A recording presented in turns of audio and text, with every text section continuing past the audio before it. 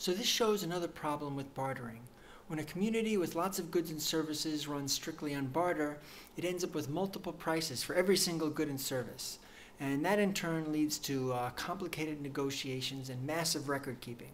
Our carpenter friend would not only have to keep track of multiple prices for a single chair, but multiple prices for his entire inventory.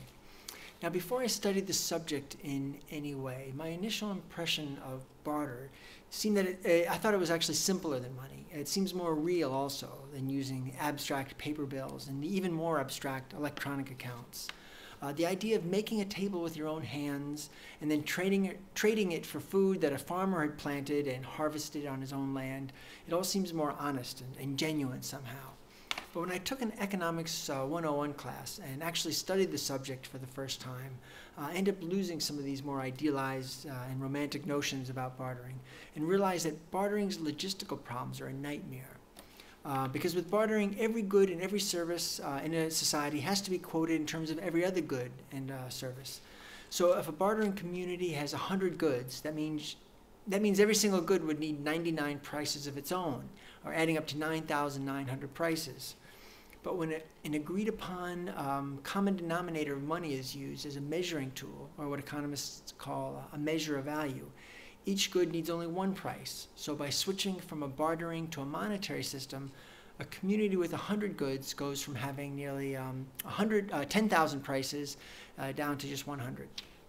Now, when it comes to choosing which object should serve as a community's medium of exchange, there are four areas to consider. The object should store well for future use, it should be easy to divide, it should be easy to transport, and it has to be sufficiently rare. Now, lots of different mediums of exchange have been used in the past. Most end up being replaced due to various problems. Wheat, that was once commonly used, but it can go bad over time, and you can't really store much wealth if your form of money tends to rot. Salt was once common, but a drawback of salt is that it dissolves in the rain. Cattle can work in some circumstances, particularly with large purchases, but not well with small purchases, because you can't divide cattle very easily. If I wanted to trade my cattle for someone's barn, maybe I could trade that barn for X number of cattle. But if I wanted to use cattle to trade for needle and thread, well, it just wouldn't work. Cattle doesn't divide very easily. Now, I could trade salt for needle and thread by measuring out the amount of salt that would make it a fair trade. But you can't divide living objects in that same way. Now, also, common objects like sticks and rocks, they don't have much problem with storage or division, but they would never work because they're not rare.